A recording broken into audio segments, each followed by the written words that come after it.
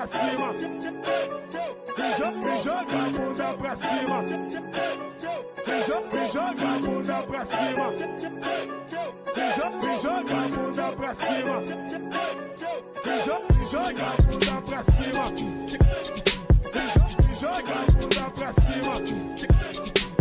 joga a bunda pra cima.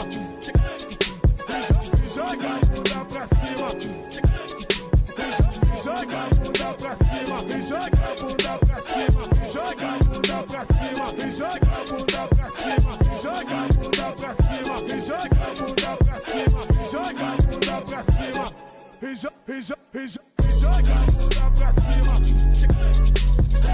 joga a bunda pra cima, joga a bunda pra cima, joga a bunda pra cima, joga a bunda pra cima. Joga a bunda pra cima, joga a bunda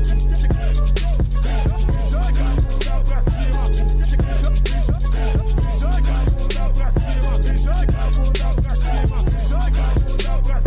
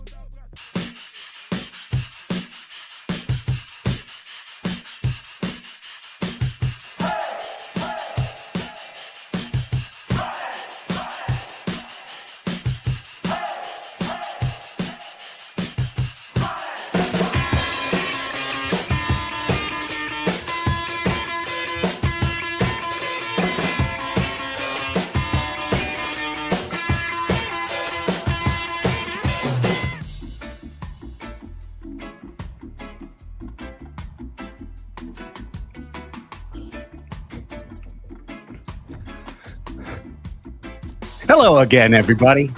Welcome to Soccer's Overtime, your weekly look inside the San Diego Sockers and the Major Arena Soccer League. Craig Elston, Tony Sanchez back with you, ready to roll with Season 8, Episode 5 of the most notorious online broadcast in the MASL. What's going on, Tony? How are you?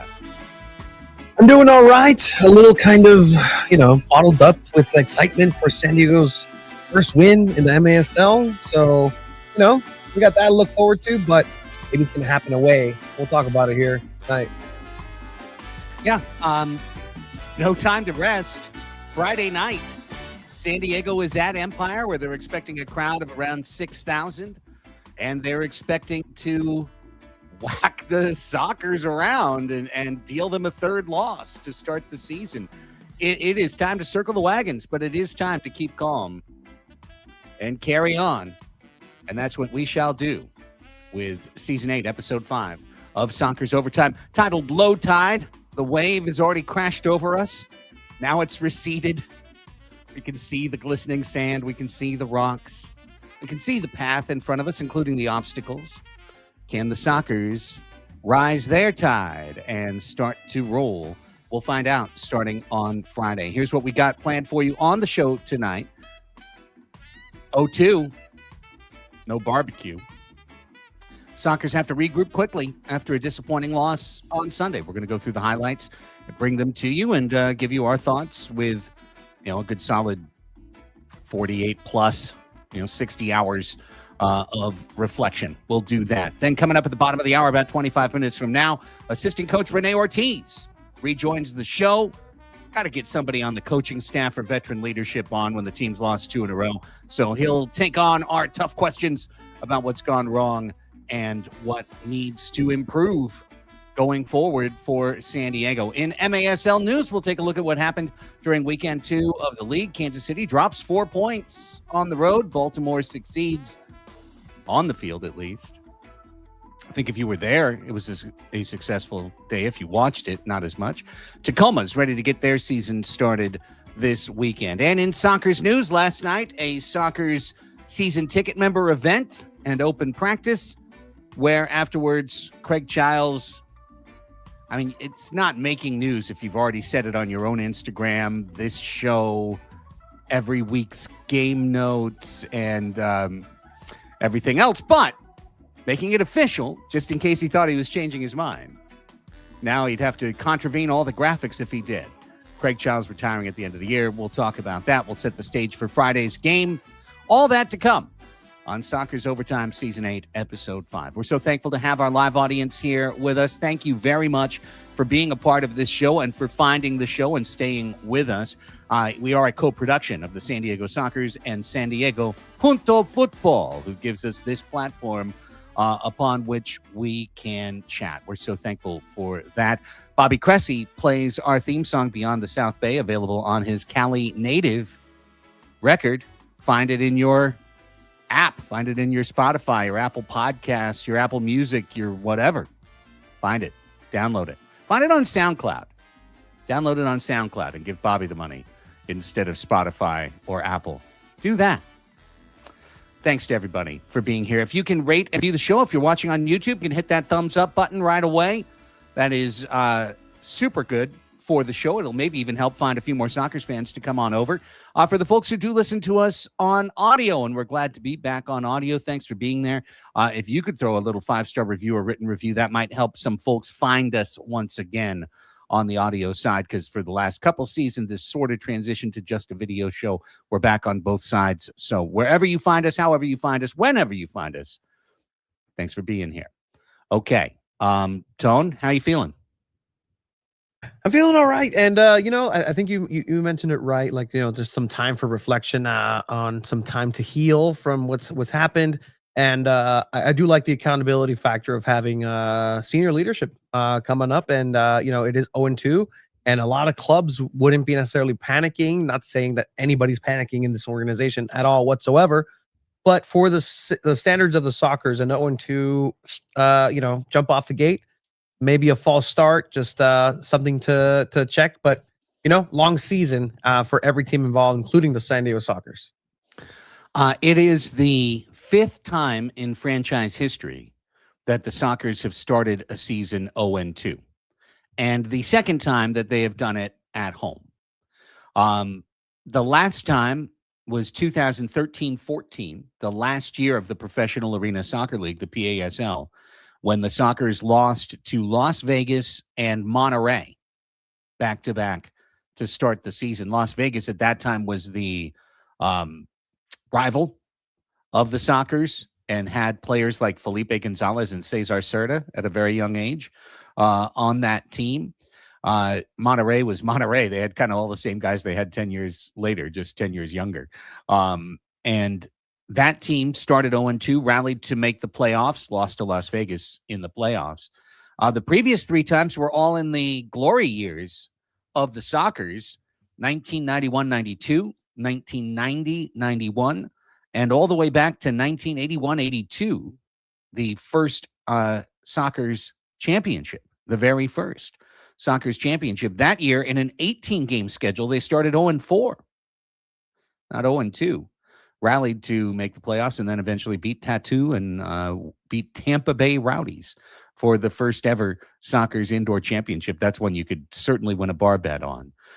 Even with most Soccers fans not named Eddie Trujillo, you could probably win that bar bet. 1990-91, 1991-92, they won the MASL championship both those times. So 3 of the previous 4 times they started 0-2, they won the championship. The 4th time they made the playoffs and lost to the team that had beaten them to start the year. So maybe it was a message that was sent in that particular season. And now we've got this season. And 0-2 isn't promised, Tony, to stop. Empire's waiting at home with a huge crowd and a young team that just beat San Diego a couple of weeks ago. They're ready to roll and try and make it 0-3. And you really gave them a chance to come up and be inspired, right, by having a performance away like that. Now you have 6K plus in attendance for you, and it's your chance to once again build on what's been happening in Empire, and you get to do it against San Diego Soccers. That's, anybody would want to go ahead and do that in the league, and the Soccers have to be careful because every other team that they're going to face from here on out has footage on them, and the footage isn't necessarily the nicest, but also they also have a playbook on how to play against the San Diego Sockers. So the one team that's seen them already and now in this third game are Empire Strikers. So it's going to have to be an incredibly focused game for the Sockers. And really, I want to see something else from them this season. Last little stat note that hopefully invites not panic, but instead perspective. This year's start is better than last year's start, right? Because the Sockers won their second game last year. They lost their second game this year. So last year they were 1-1. This year they're 0-1-1. Last year they had 2 points after 2 games. This year they have 1 point after 2 games. So, yeah, it's a bad start, but it's practically identical to last year. If Shane Butler makes the right call in game 2, we are 0-1-1 and in the exact same spot that we are right now. So I say that not to say like, oh, look at that. The Sockers are starting 2 years off bad in a row. It's to say that where did they finish last year? 20-4. So you can rebound. And as the Sockers have done so many times, Tony, you could go on a roll, a tear. And given the fact that everybody plays everybody and everybody plays everybody multiple times, there's more than enough time to reshape the table. Yeah, and it gives a chance to see some of these veteran players who have been here for a while, who have learned the Sockers way, who have been with the Sockers, just to really get things going. And it's a well-oiled machine, but you got to start it. And sometimes you just got to go ahead and get those sea legs underneath you. But again, like I just don't want to be sitting here at the end of the season like we did last year and say, remember that first Tacoma game? Remember how important those points were? That's my only point of concern, where these matches, as is being pointed out in the chat as well, is like these matches are important because there's only 8 teams in the league. Margins are a little thinner. And so now that you're having these victories that you're just like, okay, well, eventually the Sockers will get there and they'll finish in the championship game or just, these are the margins in which they're playing with. And I just don't want to have any regrets for the team. And I really hope that the players are able to respond in that way. So we'll hear a little bit from assistant coach Rene Ortiz on that one. But first, let's get to the highlights from Sunday afternoon. And as we roll this in, we say thanks once again to Eddie Trujillo for putting together the package. And right away, Boris Pardo tested in the very first minute, having to make a save. There's another one 3 minutes in. The theme of this reel is going to be Soccer's defense, but not right here. This is wave, get caught. Everyone's in deep for a set piece, and 2 guys jump off the bench on a quick transition, and there they go. Charlie and Mendez, 2v0. And if you don't finish this, you're really in trouble. They finished it. It's 1-0. 1-0 San Diego, but missed on the robot camera there. They didn't show it, but as Mario Alvarez passes in Alex Steinwasser does a little shoulder fake. Here you can, and he scoops the ball to his left, and he just beats the rookie Roknapor down the wall. It's 1v0. Here you get a little bit better look at it, still from very far away, but kind of pushes off a little bit too, nonetheless.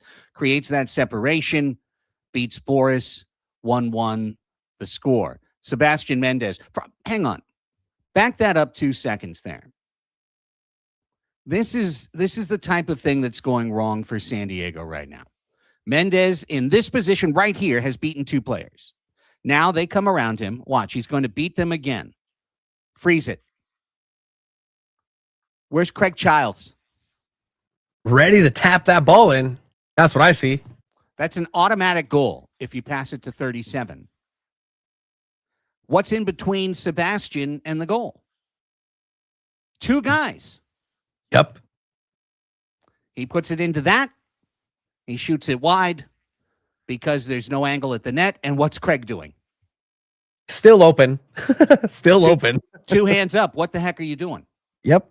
That's a gigantic missed opportunity for San Diego to take a very calm 2-1 lead and get a forward engaged in the game. Instead, it's a little piece of hero ball, and it turns into nothing. Here, Drew's going to take a rip, and he gets a little lucky break, a little graze off of Max Ludwig there. partial screen, partial deflection. I definitely saw the ball move in real time. And as a result, it's to see, though. Every time I watch this replay, I'm like, where does he get? I think he gets it with his toe. And it's 2-1.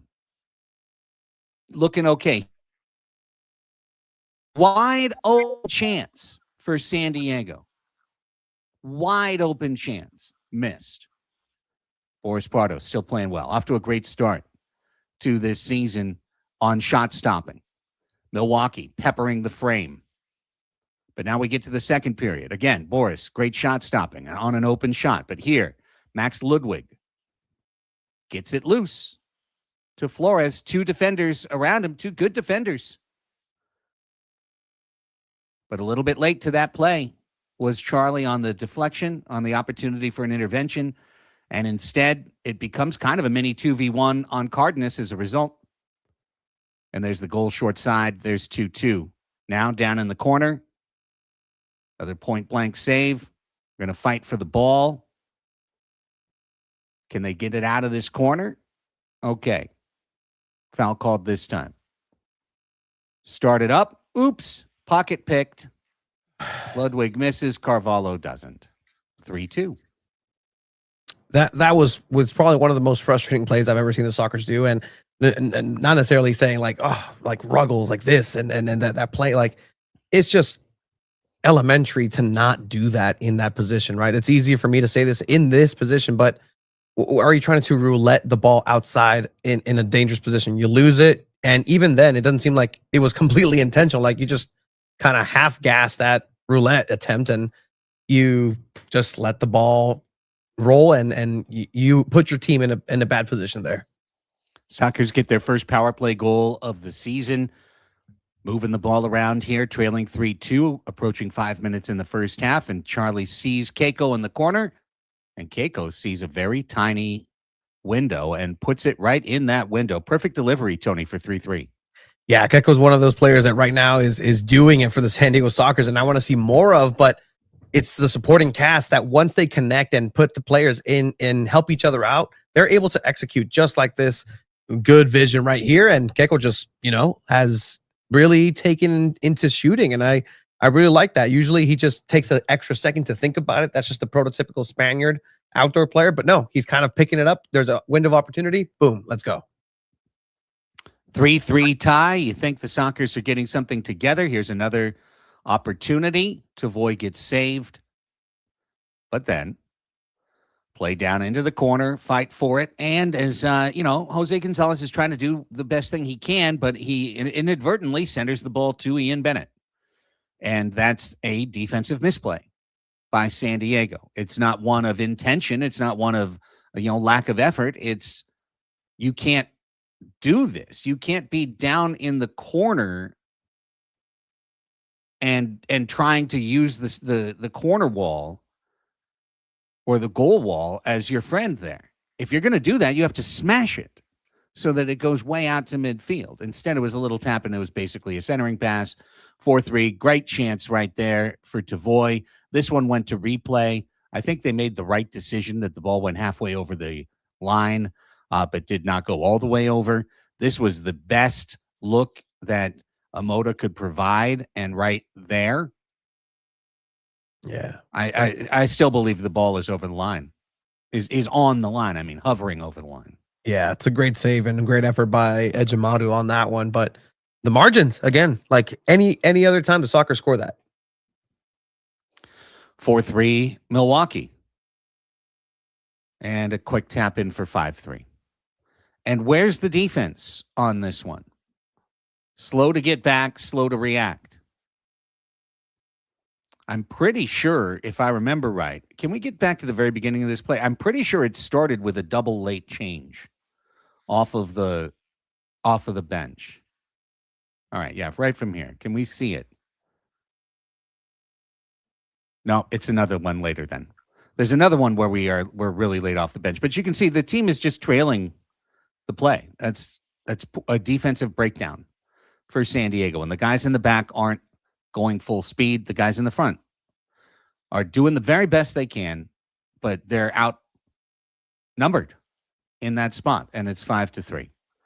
Sockers get one back on a great individual play. Boom. Nothing Willie B can do on that one. It's right into the corner for 5-4. First point for Tavoy. All he did was lay it back, and about 6 seconds later, Charlie takes the shot. But, I mean, look, it's a good trap by Tavoy. I don't want to diminish it. He traps and controls the ball, which is what the target's supposed to do. He gets it to the top scorer, and the top scorer scores. And that's some good ball for San Diego. Now, here's the one that needs to be scored. Great save by Willie B. And then, other side, ball's blocked. And now, 14 seconds left in the half. There's Charlie. There's Tavoy on the back post. That's got to be scored. You have to score that. That simply has to be scored. Third quarter starts with a defensive breakdown. Boris Pardo erases it. A 1v1. That's a bonus save for San Diego. Now here comes Huffman. He's got another great chance. Great save.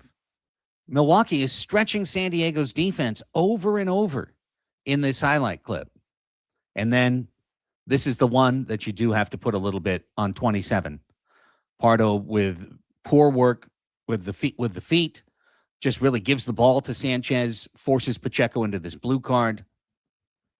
And, of course, the Sockers. This is the key turning point to me in this entire match, Tony. It's been 5-4 the whole third quarter, which means at any point, if San Diego scores, they're going to get the crowd behind them. They're going to get the supporters behind them. They're going to have the momentum.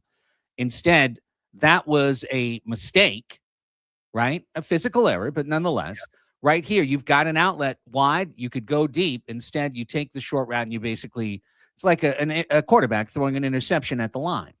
You know, when you do that, you know it's going to be big trouble. Pacheco knows it's big trouble, so he pulls down Sanchez. And now the Sockers have to defend. And they defend the entire minute 46 of the third quarter power play. One more look. I mean, it was obvious. But you get to the fourth quarter. There's the review. And look, they're about to kill it. 5, 4, 3, 2. Uh-oh. How do you get your hands up there? So frustrating. How do you get your hands up there? That's two hands raised. What are you going to do successfully with two hands raised out in front of you on an indoor soccer floor? If he kicks the ball and hits you, that's a card. Or you can hit him, and that's a card. And now there's 1 second, and they have to defend a 5v3, which means Ricardo Carvalho has this on a tee, and all he has to do is that. And not only do they score and go ahead 6-4, but now they get an entire another 2 minutes to attack. And San Diego defends this power play with tired defenders. They defend this next power play. But right there, just around Serta, there's not enough humans to guard. Craig Childs looks like he's going to get his first of the year. Misses that one. Back heel try. Just misses that one. Couple of good chances. Doesn't happen. Weaving strike. That one's a little bit wide. Great save by Pardo. Doing his part once again. I think Pardo for 2 games has been really, there was that one play. You know, and everyone's going to make a mistake here or there. So nothing really to say about that. Here's the switch. Look at it. You paused it perfectly, Tony. Back to it again. Here it is. This is look, you're still in this game. It's an indoor soccer game. It's 6-4. Got the save. Now, here's the next movement back, and there's, watch, 2 players. Oops, both behind the play. Just no sense of urgency whatsoever. Well, the 2 guys getting off didn't get off as fast as they could they? Yeah. Now you've got an outmanned underneath, and you've got an open guy down low, and the 2 defenders who could have cleared that ball are both running into the play. And it's 7-4, and the game's basically over at this point. Because now you know SD is going to go to a 6 attacker formation. And at this stage in the year, the most likely thing that's going to happen is what you're about to see. Steal and a tap-in, a rake-in. For 8-4, Sockers give up on the 6th attacker formation, which I think was game appropriate, but kind of a little sad. And the score ends 8-4. Not really much to say. That was a whole team loss on Sunday. There's no element of the Sockers that can hold their hand up and say, we did great. Yeah, no, there was energy spent in ways that the Sockers didn't need to spend energy, right? There was too much time defending power play situations. There was too much energy trying to clean up mistakes from simple elementary school connections that need to go ahead and happen. On offense, it seemed like we were just trailing one step behind everything that the defense was already predetermined to go ahead and do. And it's just these connections that weren't happening. And in the pregame, we were talking about just how they were working on those connections. But, I think that also, once again, needs to be an emphasis again, because usually the Sockers save so much energy in the chemistry building that they have. They don't have to play all out 100%. Let's go, because they have that finesse. The finesse carries them. The talent carries them. But when you have a situation where you're not mixing talent along with a full-on effort that we've seen these players have, sometimes you just make mistakes like that. And I mean, again, there's way too many opportunities that were given for the Sockers not only to complete, but opportunities for Wave to go ahead and, just take you to town. And that's exactly what they did. Yeah, it's really frustrating. And I think a couple of things are standing out right now. You're not getting anything from the forward position right now. You're 2 matches in and your forwards have 0 goals combined. And yeah, it's 2 games. There's 22 to go. They could score 6 goals on Friday. You don't know. But that's a problem, because this team has forwards named Tavoy Morgan, Nick Pereira, Craig Childs. Those are the 3 guys that are expected to finish in the top 5 in the team in scoring at the end of the year, and the top 4 in goal scoring. So when they're all on 0, and of course Nick had to sit out the last game with a knee issue, that's a sign that your offense is not doing things right. And something I thought was really interesting, and that late change there reminded me of it, Tony, so I looked it up. The Sockers have conceded 13 goals in 2 games. If you'd like to take away that last one, the empty netter, that's 12 goals in 2 games. 8 of the 12 have come on the long change, meaning the Sockers bench being the furthest away from the defensive zone as opposed to being closer. Is it that, or 8 of the 12 goals have been scored in the second and fourth quarters, when a team could be a little more tired early in the game? Is it fitness? Is it speed? Are we fast enough to get back to our bench on the long run? These are the questions I'm sure the Sockers staff and players have to be asking themselves at this point, because this is a proud, talented veteran group with over a half dozen guys who have been in every season of the MASL in their career. These guys understand that 0-1-1 isn't a death sentence. It's not at all. It can be completely forgotten at the end of a championship season that is thought back on as dominant. Okay? So I want to inject that positivity into the Sockers world. This is a franchise with high standards, and their standard remains to win the title this year. So 0-1-1 is not ideal, obviously, but it's not a deal breaker. The deal breaker is seeing guys jogging to the bench, seeing guys slow on their changes, seeing guys not racing into the defensive zone to cover a rebound, which turns into a goal. A little bit of mental drift where I'm going to do a pirouette instead of a simple pass. I'm going to pass it off the goal wall into the crease, which is you just can never do. Like, these all things happened last game. So in game 2, where you can't say, well, we're just getting the rust off, we haven't played in 9 months, like, no, it's game 2. You had a hard week of practice after losing game 1, and this is what you came out with. So I really think it makes for a very interesting storyline, to be sure, and it leads the Sockers team to probably at one level feel like, hey, why you guys all, calm down, basically, right? Keep calm. Carry on. I picked the cup for a reason today, obviously. But on the other side, it could be every year the team gets older and the league is concentrated this year. You gotta come 100. You got to come 100. I'm curious, and we'll put it straight to Rene. Let's bring him on in. Um, the assistant coach of the San Diego Sockers, a man who's been there, done that, a man, in fact, was a Socker and a Milwaukee Wave at the start of his career. The great Rene Ortiz is joining us right now on Soccer's Overtime. Coach, how are you? Hey guys, how's it going? Good, good. Thank you for having me.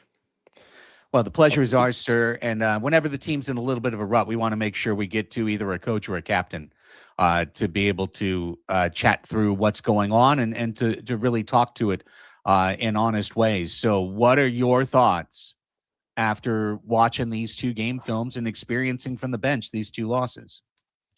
So I would say, first of all, we're super disappointed about the start of the season, right? We never expected, especially at home, start 0-2. If you look at the entire game, we struggle a little bit adjusting to their format or their strategy. But I mean, at the end of the day, by the fourth quarter, we're still up with one goal. So I call that game like kind of accident maybe. Those don't things happen sometimes. You plan right and just didn't go as well as planned the last 4 minutes of the game, right? So the question that we start asking ourselves, like, is that something that we could have done better? Is this strategy? Is this did we study the opponent properly? Did the players understood the roles on those conditions when you were defending with his attacker? Is the team fit enough? So is it an individual mistake? Is this a group mistake? Is this a coaching mistake? So you try to factor all those stuff to analyze what exactly happened. And first game of the year, right? So like, okay, I think it was a little combination of maybe players not adjusting quick enough to the strategy that they guys perform with the six attacker, and was just like the tying game was kind of like weird, kind of lucky bounce, and so the last game. Okay, so we prepare for the second game, Milwaukee. So Milwaukee, we know it's going to be difficult, more difficult, or as difficult as Ontario, but they play different style of soccer. No, so we expecting for them not to pressure us, which it kind of happened. They kind of dropped. So our philosophy in the game, and you guys been around for a long time too. We like to propose the game. We like to keep the ball. We like to be spectacular. We want to go to the goal, opposite goal. We want to create plays offensively. We want to score goals. And at some point when we were ahead, it was working till the kind of like the mental breakdown of the team, or mental breakdown defensively, started to happen, right? When they tie the game, when they went up, and then the 4-2, and then just kind of like debacle of the plan, the thing that we had in mind didn't go as well as planned. So we go back to the same question that we asked against Ontario: is it a team? Is it individual, and so forth, right? So I think right now the team is aware about. I think you said earlier the standards of this club is just not acceptable to start like that. The performance of some of the players, the performance, maybe the preparation needs to be better. So I think everybody's just kind of like ready for the next game to just prove ourselves once again that we are better than the first two games that we just performed. Yeah, and in speaking of that soccer's way of playing, el espectáculo, the way that we know the soccer know how to play, especially on offense, could you just help me just help break down what happened here to shut down the offense in the second half this last Sunday against Wave? So they shut it down, you mean? Yeah. By the way, okay. So I mean, we we did have a few opportunities around. I remember the one in Taboy that made the go ahead goal. Um, we did score on a power play. The set pieces were not really and still like finesse, right? Um, and I think uh, we didn't create as many chances as we would like to. I think we struggle against a team that they were super disciplined defensively. Um, they're hot energy defensively, and we just couldn't break them down. We're not patient enough. And sometimes when you want to score so bad to tie the game, obviously you're taking the risk of putting people forward and you get counterattack. Or the energy defensively is not the same because you're so focused on trying to score the goal, the tie us or the go ahead goal, right? Uh, so I think it was a combination. I mean, Mark, it was a combination of just everything. When things don't go right offensively, by consequence, it might not go as well defensively, right? So I think that's what happened. We just didn't have enough ideas or clear ideas how to penetrate a team who defensively was so organized. Renee, along those lines, and we thank you again for being here. Everyone's goal is to see the Sockers win on Friday and for these boys to come together and, put a seventh banner for the modern franchise up on the wall. So I know the questions we're asking are the same questions you guys ask yourself and the same questions the players ask themselves. So here's the next question, which is the forward position.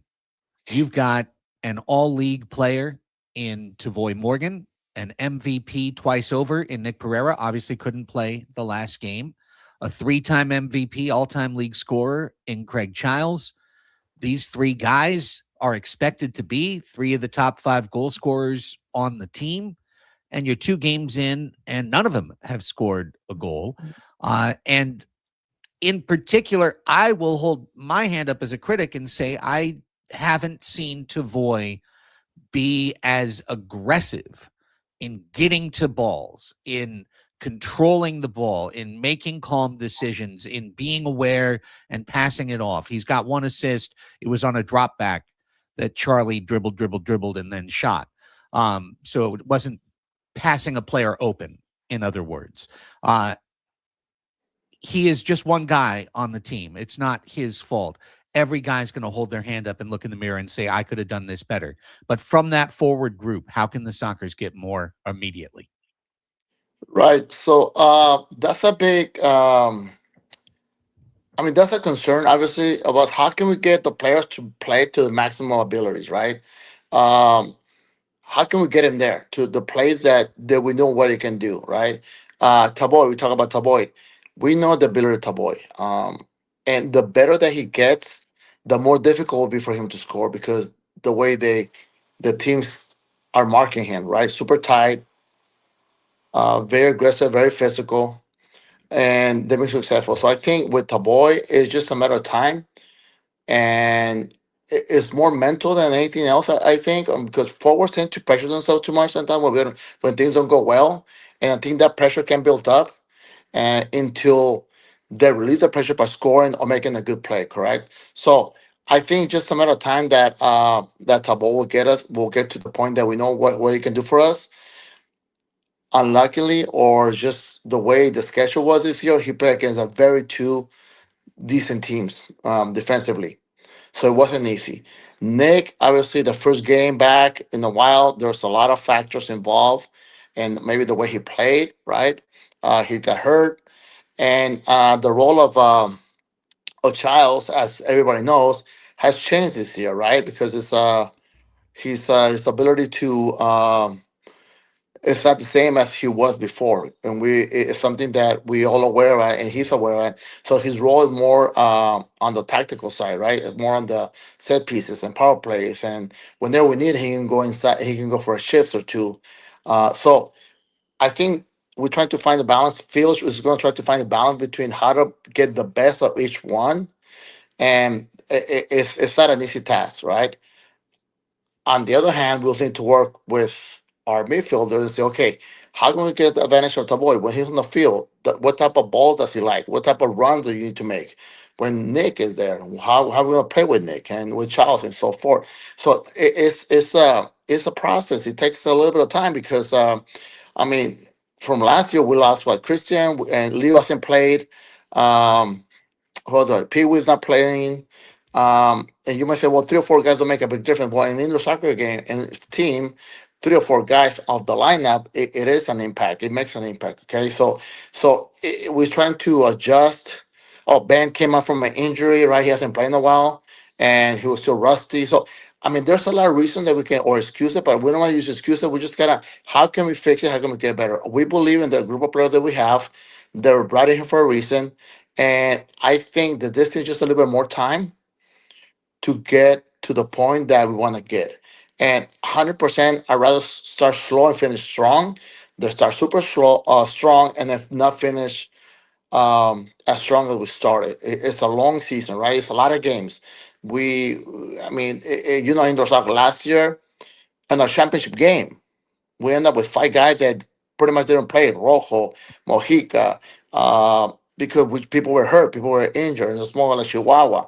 So taking that accountability, we want to force players to play when we know that in the long run we need them healthy. So I think it's a matter of time, honestly. And again, we're super disappointed. We never expected to be 0-2. Uh, but I'd rather, and honestly, I'd rather have those type of games now than later. And this will be a great learning experience for all of us, right?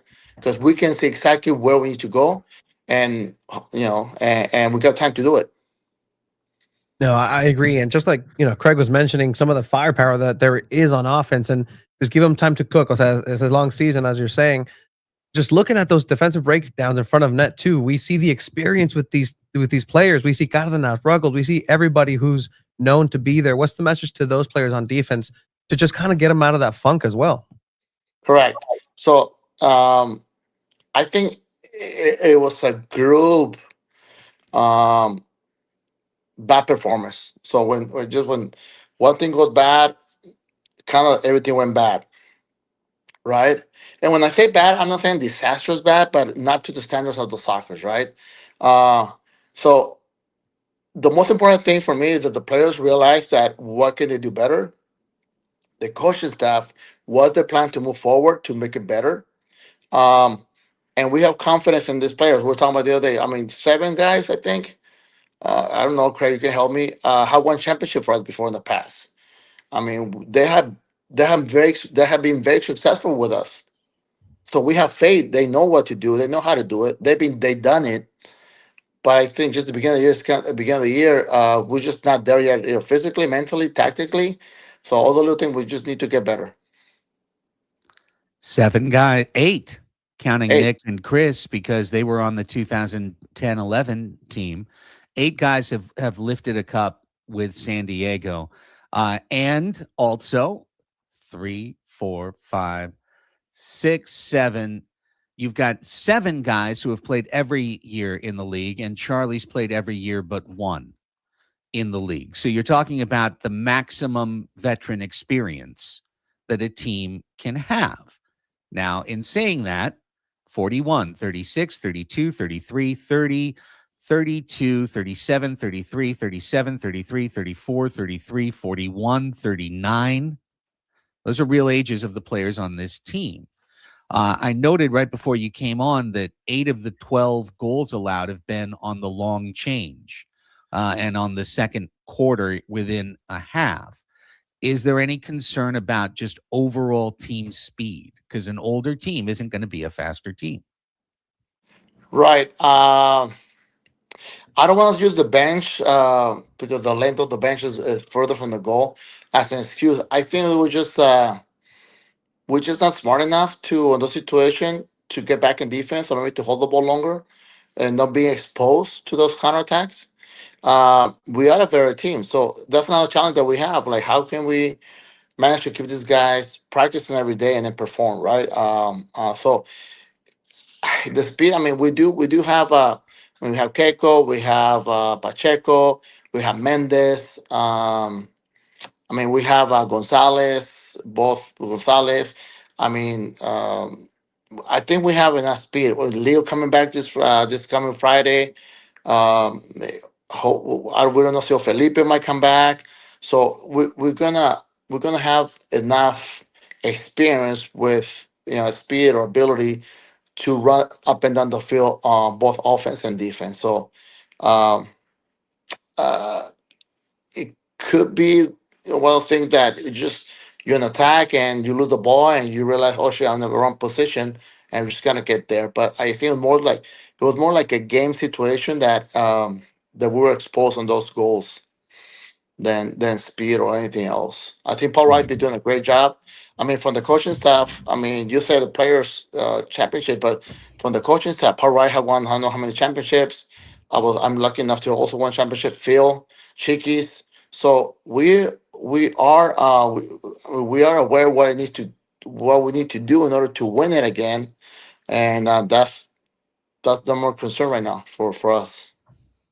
Well, I truly appreciate, first of all, that you are here with us. Thank you again, having the Yes. accountability, because again, you don't see this in a lot of sports, and you're here being able to answer these.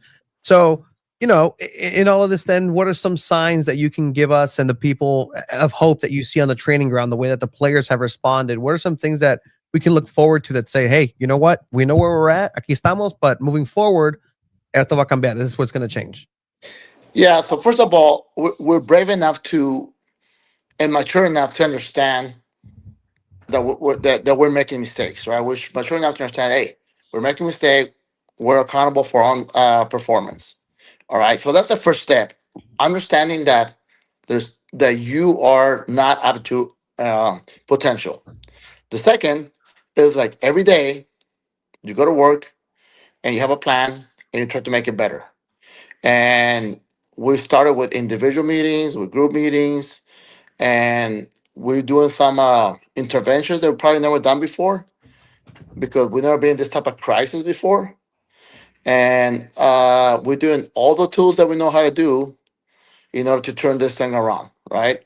We're just going to sit back and hopefully that it's going to fit by itself because it's not going to happen, right? Not going to happen. So we do intervention. We're trying to get the players going, understand what's going on in their life, if it's affecting the game time or the performance, and try to put the best product out there every time we step on the field.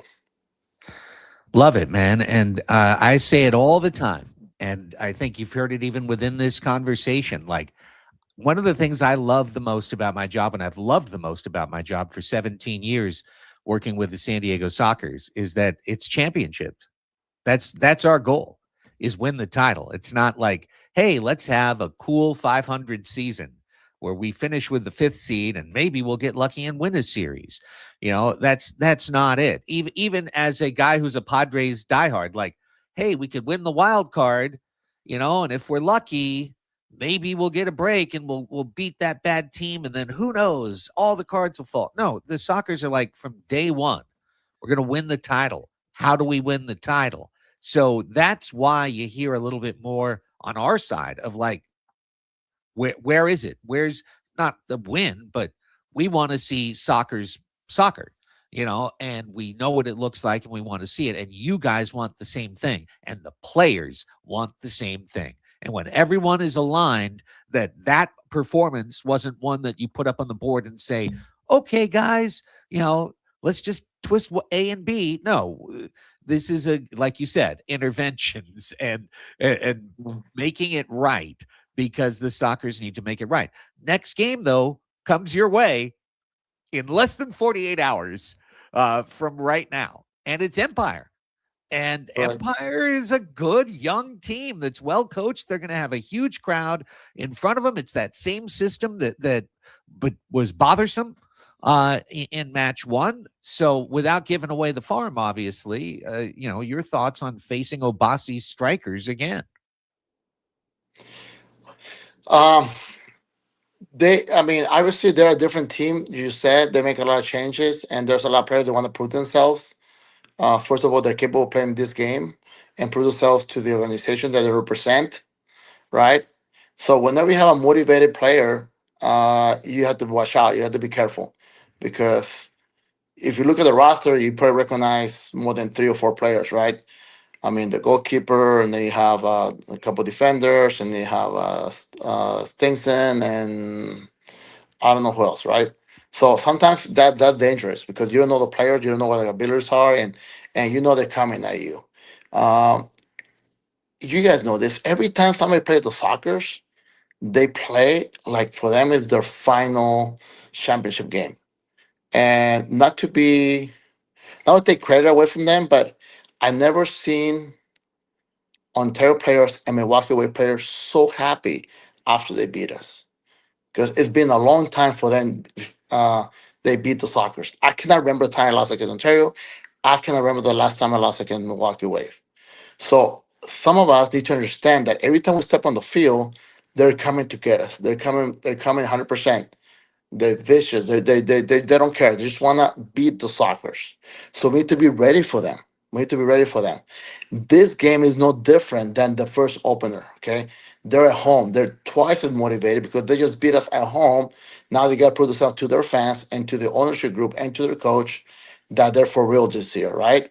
So we have to be super smart, prepared for combat, and then get back our style of play and get the confidence back that some of the players probably are missing. Well, I'm looking forward to seeing it on Friday, my friend. It'll be an exciting one at Toyota Arena for sure. 7:20 is the tip-off. Tip-off. They will not tip it off. It'll be the kickoff at CBS Sports. Galazzo Network is where you can watch Philly and friends with all the action. Rene, thank you so much. Grading midterms was probably more fun than this interview, but nonetheless, thank you for your time, and best of luck to the club on Friday night. Anytime. Thank you for having us, and thank you. There he goes. El Maestro. El Profe. That's Rene Ortiz for sure. The professor giving us a lot of good information right there. And, I don't know if it calms the nerves of the Sockers fans, but I think it was a clear recognition, Tony, that, what we saw wasn't inaccurate. There's stuff that they're trying to work on tidying up, and there's stuff that they know they haven't done as well as they should. Yeah, and being intentional about those approaches, right? We heard a lot of accountability there from Coach Rene. Just I wouldn't think that crisis would be where we're at with that, as Coach Rene said. But obviously, there's a recognition that no, this is not up to par. This is not up to standard. We need to go ahead and adjust some of these things. And we've seen the Sockers be able to bounce back from this and be able to bring up those young talents with them. Looking last year at Sebastian Mendez, right? Same kind of start. Sebastian kind of floundered in his own style, and once he locked in with the way to do things, you had a fantastic player that integrated with the Sockers. Now you have the same thing with Pacheco, who is another young player who's out there running. Both of them should have a North Star from the veterans of this is how we're supposed to do this. This is how we're going through these motions, but they're not seeing that right now. So once those things start connecting, and I think I do feel a little bit better after hearing Coach Rene and everything that's happening over at training, that these things will start coming together. And I don't ever see these things as excuses. I think it's more context, what he was bringing about. One interesting thing that he dropped in there, if you heard, is that they're hoping to have Leo back on Friday. Yeah. And I was just thinking through that. If you can get Leo back to midfield, that means you can get Bond back to forward. And I think Bond has a better chance of getting into that Christian Gutierrez spot than Jose Gonzalez does. Because Taylor has a little more speed. He's got the size, but he's got that edge. Yeah. That you want for your defensive runner forward. And furthermore, he can contribute offensively as well. So I like that. And Bond in the midfield gives you a little less of that. Putting him into the forward mix gets me excited that on a, for example, free kick on the left side of the field that doesn't go right, that Childs can run to the near door and Bond can run out the far door and make up those 15 feet, and we cannot have an issue with the long change. So that, it's one of those things, as Rene said, details, playing smart, like doing the little things right. With this much veteran know-how on this team, it shouldn't be retaught each year. It should be instinctive. But sometimes when you assume that, you can lose your rhythm just a little bit. You're all accomplished studio musicians, but if you don't practice, you still might miss a few notes, no matter how good you are. Even Bobby would say that. The great Bobby Cressy would say that. I saw him doing lots of rehearsals for this big Christmas show that he's doing in a couple of weeks. And that's why. And all those guys are incredibly talented. You could throw the music in front of them and they would play it and most people wouldn't know, but they would make mistakes along the way. And the same thing can happen for an incredibly talented group like the San Diego Sockers.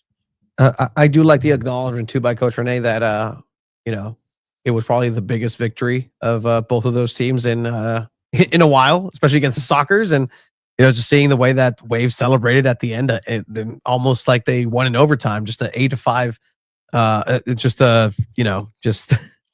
It looked like they won the whole thing against the Sockers. And look, if that's what it means when teams are coming in, then it means that the Sockers need to be able to respond in that same manner and be able to show them the regality of, oh, you want to see the Sockers? We'll give you the Sockers then. Indeed. And Friday will be fascinating, and there's a lot of guys who have a lot to put on the line. And I will be very curious to see how they respond. But to me, the single biggest question of this team so far this year is, how do you replace Christian Gutierrez? How do you replace his energy? How do you replace him specifically, physically in the lineup? Can you get a player of like? It's not going to be exactly the same because he was the fittest, the most driven. When they ran 6 boards at the end of a practice, it would be Christian. And then here come the rest of the guys. There's Christian. And then here come the rest of the guys the other way. So it's the kind of thing that you don't just get to go, no problem. As Rene said, yeah, you lose 3 or 4 guys. Well, that's, 4 guys is 25% of the lineup. And at any point, there's a tipping point where you go from, yeah, we lost 1 guy, but everyone can step up to, no, hang on. We've lost 3 or 4 guys. Now someone completely new is in a situation and everyone is a little overloaded.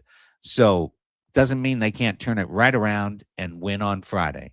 And I know that they've gone to Ontario and spoiled big crowds so many times in the past, even rallying from 6-1 down in the second quarter, or seeing last year Ontario rally from 8-4 down in the fourth quarter to tie the game, and then the Sockers still found a way to win it. Those type of things have happened at Toyota Arena many, many times. So let's see what happens this time. That's pretty much what we've got to do. And that's kind of our strikers preview. I mean, to be honest, when you talk about, it's that, and can they solve the goalkeeper situation? Well-timed, Orozco makes open runs down the field, and San Diego needs to hit on at least half their long shots when Orozco comes up. They missed all of them the first time, and any one of them would have won them 3 points in the game. So that's, again, it's you can't panic in those moments. You've got to be thinking about it before it happens.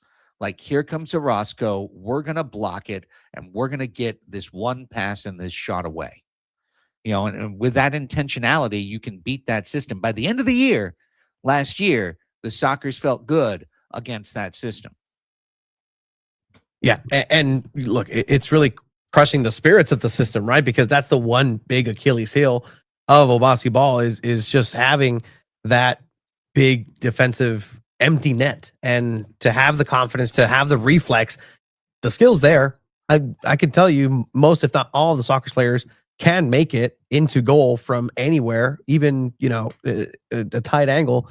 That doesn't really matter, but they have to be able to take those opportunities and be ready for a fitness showdown. That's what it is, because these players that are coming in, they have the fitness, they have the know-how, and are plug and play into the system where it shouldn't matter who's on the back of the jersey, whose name is there. This is a Sockers way of playing.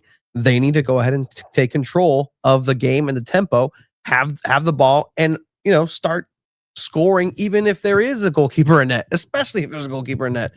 Make sure to go ahead and do that. And there's been some inspired play from goalkeepers against Sockers this year. Sure, I'll attest to that. But still, they have to take every single opportunity that's given by the opponents. And I just, I can see this being the bounce back game.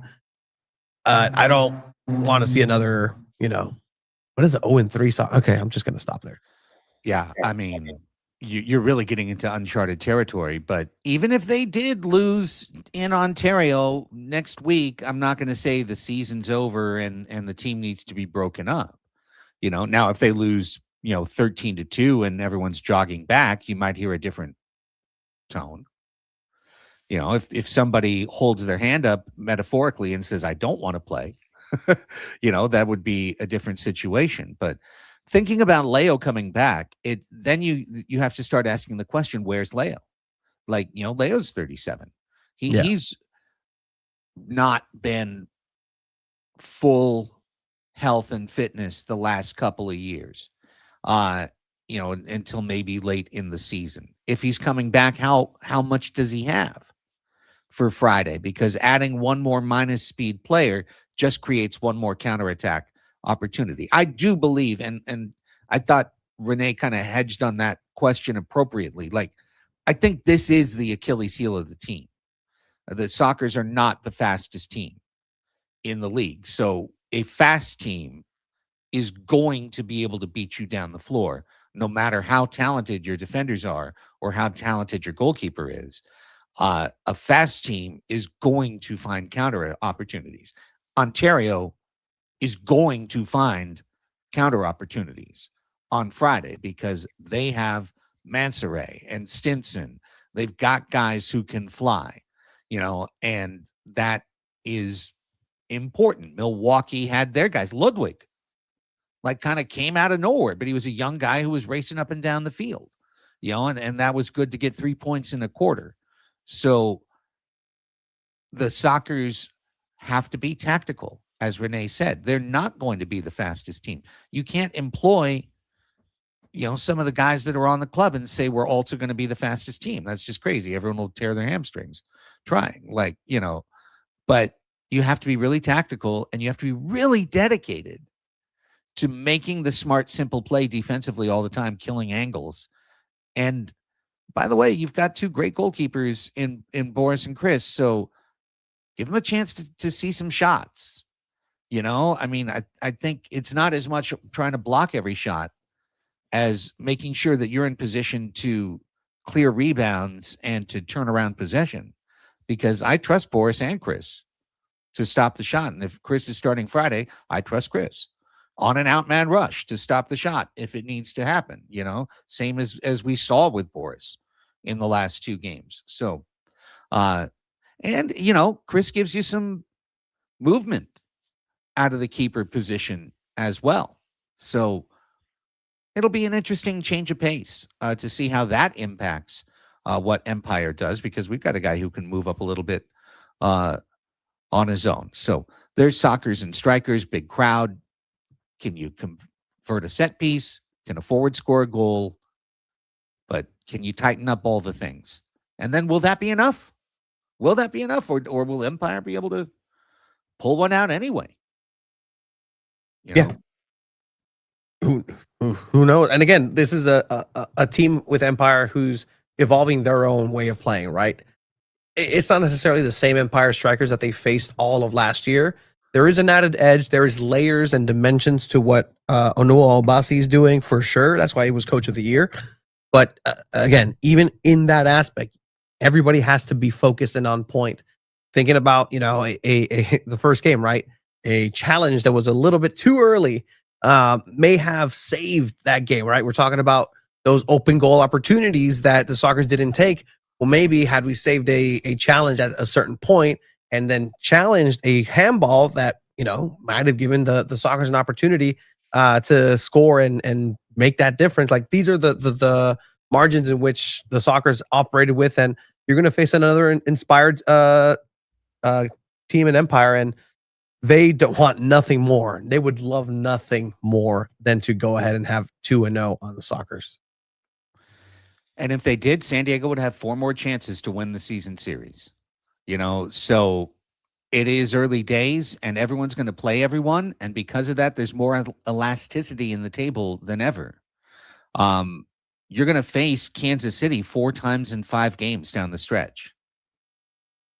Yeah. So if you go on a run, you can push them, in theory, race and catch them. Or if you were close, race past them.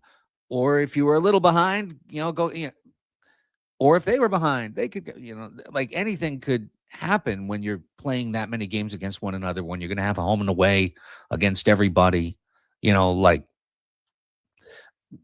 plenty of time. Doesn't mean they're playing well enough to be happy about it. If they played, but I'll tell you this right now. If they go back and play well on Friday and they do lose, you're not going to hear me being like, oh, yeah, no, on next Wednesday's show, because I need them to play better. When they play well, I'm going to take my chances with them against anybody. They'll figure it out, but you got to play better. That wasn't it on Sunday. So better days ahead. Better days ahead. If that's a max effort game for them, we've got a different story. I think we all know it wasn't. So let's move on to MASL news, of which there's very, very little right now. Used to be the time that the league had to hold their breath. Baltimore got things started and they whomped the Comets 11-3. Unbelievable. What a result. They had a lot of issues with their broadcast. It was essentially unwatchable at certain points. And as soon as our broadcast is perfect, I'll start criticizing someone else's. So, listen, things happen and I absolutely get that. But it was tough. It was tough going. Then Kansas City went up to Utica and almost lost again. They pulled it out 9-8. Only note I have here for MASL News is where was Xavier? Yeah. Come on. We didn't send him over to just be in the bench. I understand here, but come on. What are we doing? Not okay. Not okay for me. 0 minutes for Xavier Snare Williams. What is he in the Super Comets pregame show? He was. Yeah. He wishes. I know. He like what he would have been perfect for the Super. Oh my God, he was going to be my superstar. He was going to be every game you're a star, Xavier. It doesn't matter whether you play or not. Every game you're a star. No, I know. Fine, next game, fine. Let the incumbent start the first game. Come on, Tommy. 11 o'clock, tick-tock. Let's go ahead and get Xavier in the game. I want to see X-Men in Utica Blue. I want to see what happens. So let's get on that. And this week, Baltimore goes to Tacoma, and Tacoma will play 2 games at home. We're in this weird spot right now. The Comets have played 4 times. Empire's played once. St. Louis played twice in the first 2 days, and they haven't played since. And Tacoma hasn't played at all. And there's holiday break coming up, so good chance to get 2 under, and this will tell us something about Baltimore, I assume. I guess I should just take a look before I say that and see if the Comets have anybody that's going to scare the Blast coaching staff, etc. Looks like we've got our old friends. Nestor Hernandez is there. And we've got our old friends. Yeah. So it's the exact same Stars team without Nick and Chris. Okay. Basically. Well. So, Michael Ramos, some young guys. Ramon Torres is still there. They've got some guys who can run. They've still got Juice Cox. Even though he's like pushing 40, he's still fast. Eddie Naw, Corey Keats, Logan Jones, Kyle Rivers, Alex Caceres, like all the Doug Lima, Adrian Correa. So we'll see. We'll see. If Baltimore goes and gets 6 points, they might just be a problem. Yeah. Yeah, they had a really good run here towards the end of the season, and it's that team, right? And I think that's what's going to be highlighted this season is the team aspects of each of these 8 sides. That indoor soccer is a lot about the cohesion, the chemistry, the almost the telepathic nature of the sport, where you have to know exactly where your teammates are at all times on offense and defense. You pass sometimes blindly because you just know somebody has to be there. But in order to build that chemistry, you have to go ahead and work with some time. There's a lot of new pieces for the Soccers at least too, but that's going to be highlighted. The team aspect, and that's what I like about this season is that the better team should, in theory, be the winner. And we'll see what that looks like at the end of the season. But Baltimore, all right, the Brazilian sort of section that they have is very interesting as well. And one thing that's definitely at least a little bit different is the goalkeeping position. I presume that Julian Rodriguez is going to take the net. He started 15 games last year, 10-4-1, 700 save percentage. So he did all right. But Zierhofer is not on the team. He's listed as inactive. So he was the strong number 2. They've got Jorge Navarrete, who used to be in Florida. They've got a young goalkeeper I haven't really heard of, Andre Shafley, no bio added. no bio added. So I will not know anymore about him. But Chad Porch last year was the newcomer of the year. He's a pretty silky defender with a good shot. And Baltimore's got a lot of old players like we do. But we'll see how it holds up over the course of the year because they've got some young talent as well. And that's it for MASL news. That's it. Nothing else is going on. That's good, I guess. No good news is good news. Sometimes the league just exhaled. Just okay. Yeah. Soccer's had their season ticket member party on Tuesday. If anyone just wants in the chat to ask any questions or whatever, feel free to fire away. We're at the end of the show here now. I wish I could have been there. Tuesdays are my daddy driving days. And I say that with love, but my son is on a swim team. He's on a team that you pay money for, him to be a part of, and he can swim 6 days a week if he wanted to. Oh, so you're paying for it. Yeah, the boy has to swim 100%. Yeah. And he doesn't on Mondays and Wednesdays because they're at El Capitan those days, which he has already learned to call El Crap. And has told me the pool is not sanitary and it's not nice and there's a lot of dirt and it's like yucky and he doesn't like to go there. And all the other days are Monte Vista. So like last night I drove him out to Monte Vista and then I have to pick him up and it's supposed to be 2 hours later, but it's like 2.5 hours later. So spent some time at your favorite company, the YMCA. Yeah, favorite nonprofit. Get my run in, get my workout in, and then bring my iPad and watch a show while I'm waiting for him. But I couldn't go up there as a result because my wife had a scouting commitment. She couldn't do the driving aspect. So I know Craig announced to the crowd what he's announced to everyone, that he's retiring at the end of the year. I didn't think it was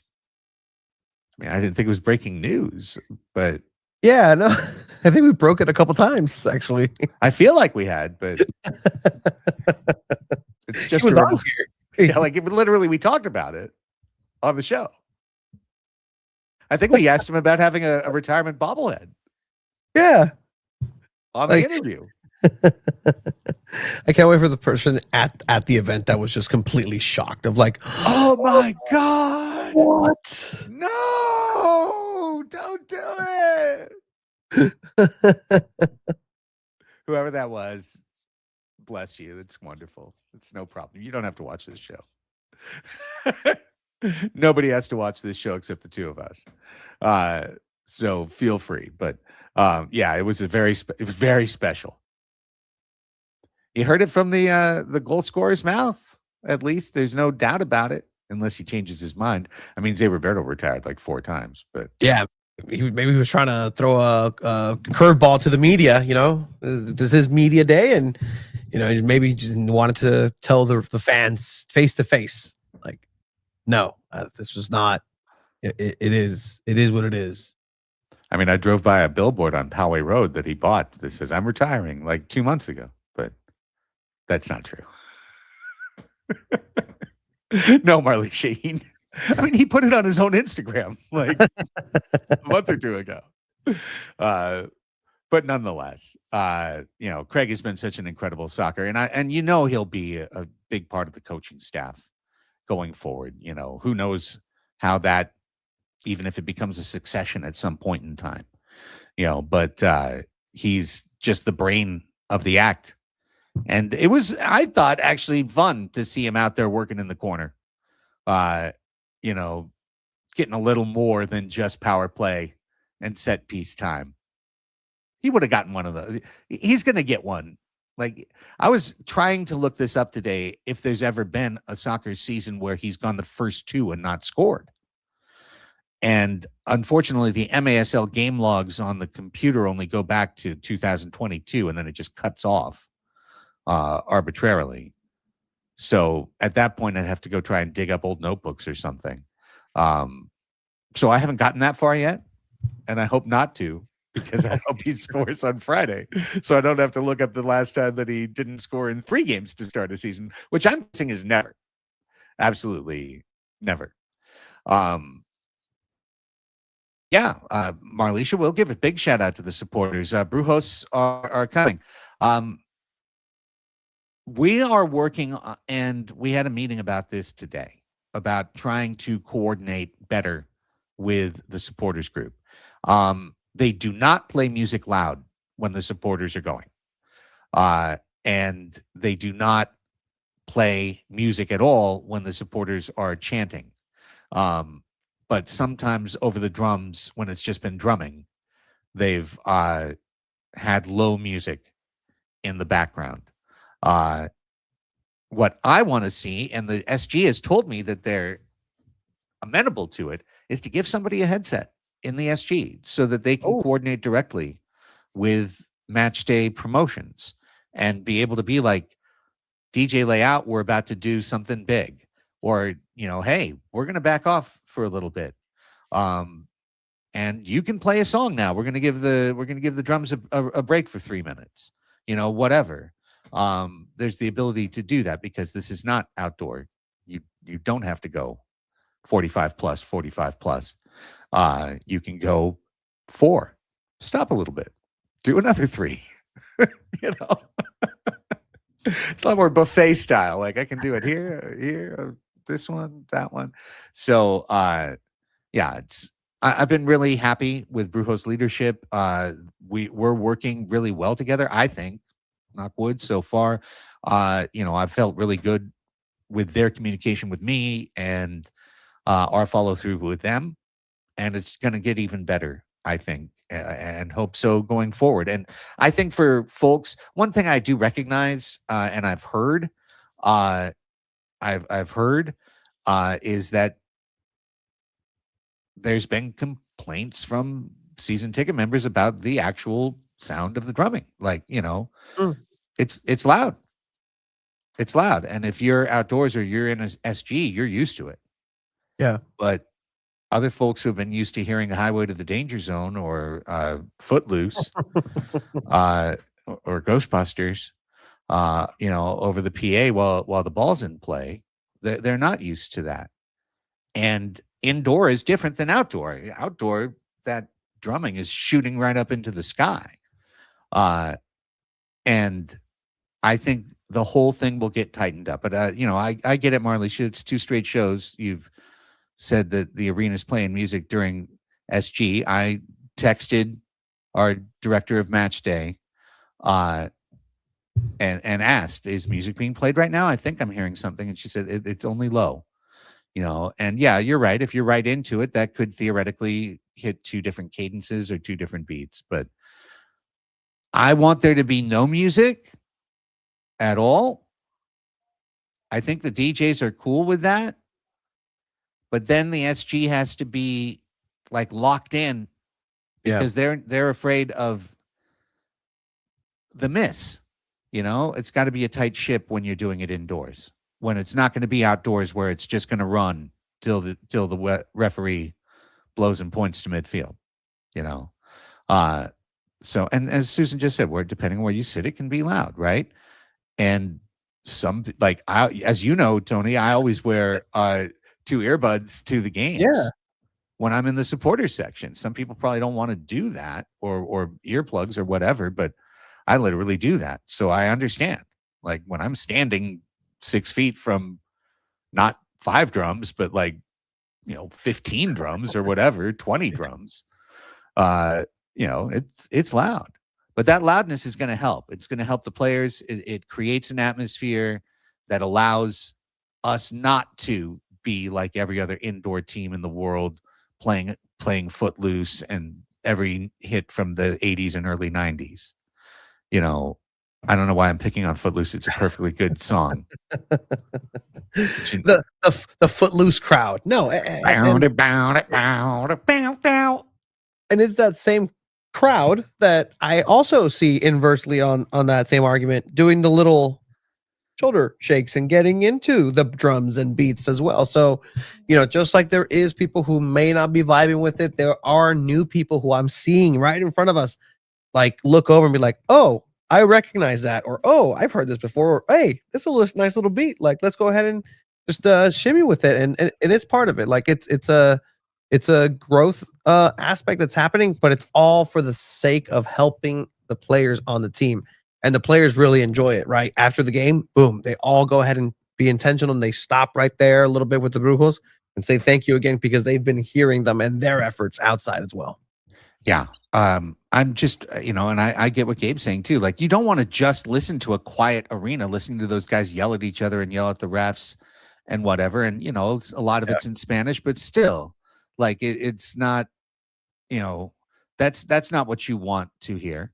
But trust me, the beat's infectious, and it becomes part of the identity of being at a soccer match. And while that hasn't been the identity of being at an indoor soccer match, again, I must say what has been playing Spotify's greatest 80s hits. And every once in a while, if you have a better DJ, they might be mixing in some newer beats. But usually it's been just like, what did they do in the MISL in 1986? Let's do that. And it takes a while to break out of that too, because there's a lot of folks that have had that be the soundtrack of their indoor soccer experience, is having music playing during the run of play. Baltimore plays full songs. Yeah. I mean, what was it? The Florida Tropics and just Welcome to the Jungle. I remember a specific game where it's just like on loop. But at least they had a guy there, the PA guy, that would always, I can't even get it. If I remember the things he used to say that drove me crazy, then I'll not forget it. And then it'll like be in a dream tonight. And I don't need that. I don't need that for myself. So, yeah, I'm really excited. I thought Super Soccers went step up better. Yeah. Game 2 to game 1.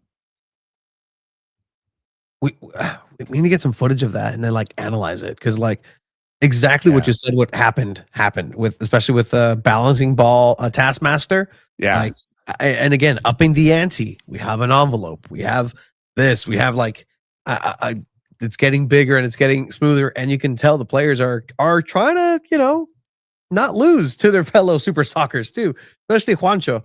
Like he was the one that was looking to the right, and he's like, what am I doing here, guys? I'm sorry.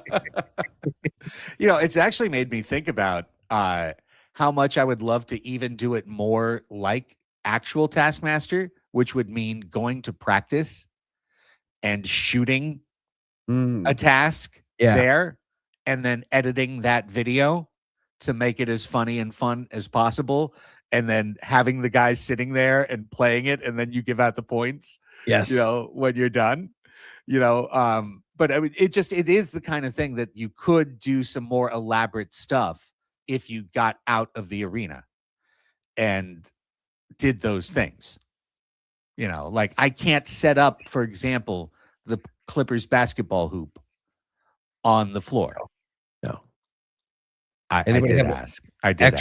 Oh, you did? Oh yeah, of course. Like is there a way? Like could it? What if it? was rolled up right behind the net, and then no, like we can't do it. Can't do So we should look into a Fisher Price one. Maybe. One of the old school ones you put water or sand in it. I mean, Randy says St. Louis broadcast sings along with the arena music. Yeah, they do. Yeah, they do. You're right. They do. They sure do. That's a factual statement. I would like our arena to get to the point where, just like STFC, everyone's doing the thunderclap. And then maybe everyone's doing the next thing. Ole Ole Zuli Chrome, we are San Diego Football Club, right? Dale. But like that's one of the ones that I think most of the crowd knows by now. Yeah. Like when we get to that point, then everyone's going to be a part of the group. You know what I mean? In an extended way. So it's, as you know, trying to just ramp up the culture around this club a little bit. And sometimes it's not going to be linear, perfect growth. There's a lot of things going on, and we're going to do the best we can. And I thought match 2 was better than match 1.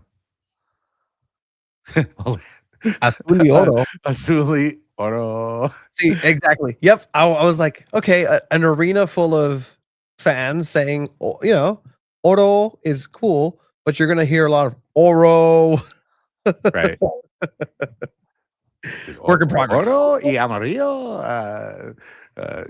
Yeah, it's probably not that one, but I do challenge the Brujos to come up with some original soccer's specific chants that we can get everybody to go, and see how that goes. Yeah. Azuelo, Igor? Azulejo, which is Azulejo. It's kind of like saying bluish, but Bluish. azul y gol. Azulejo.